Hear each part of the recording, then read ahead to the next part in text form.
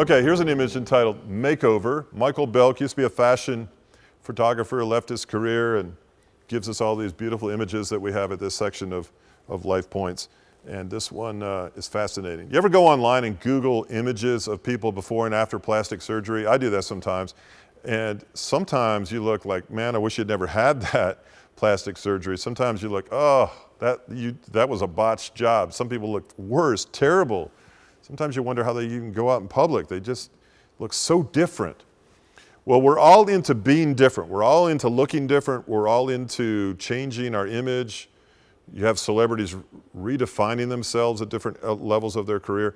But here you have this picture of a potter and the clay.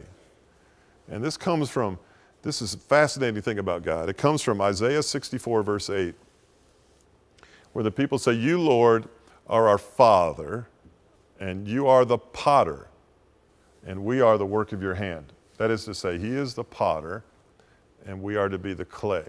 Now, what does this mean?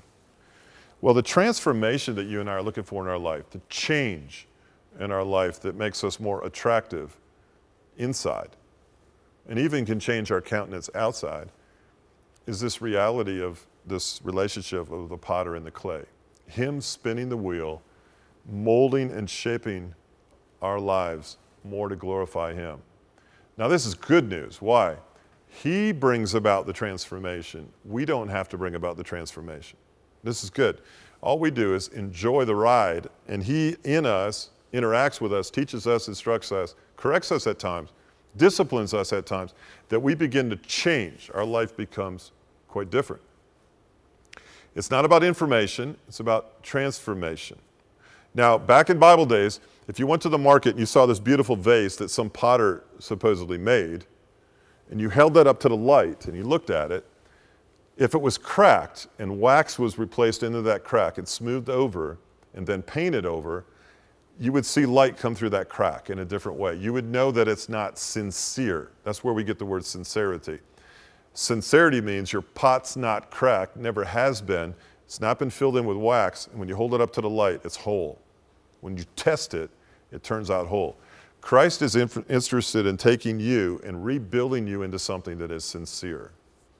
And he wants to do that. He longs to do that. In fact, he died to do that. Question is, are you willing to submit your life as clay to the potter, that he can mold and shape you into the life that you want, you know you want, and he wants for you? To delight yourself in him, and then him give you the desires of your heart. Sometimes a relationship with God is one where you get on the wheel and surrender your life to him, and he molds and shapes it in the way that he deems necessary and fit and most enjoyable for you. He is the potter, and we are the clay. Sometimes the makeovers we seek in life just don't bring about the results that he can if we submit to the potter. Think about that, and think about this image as you think about that, the makeover.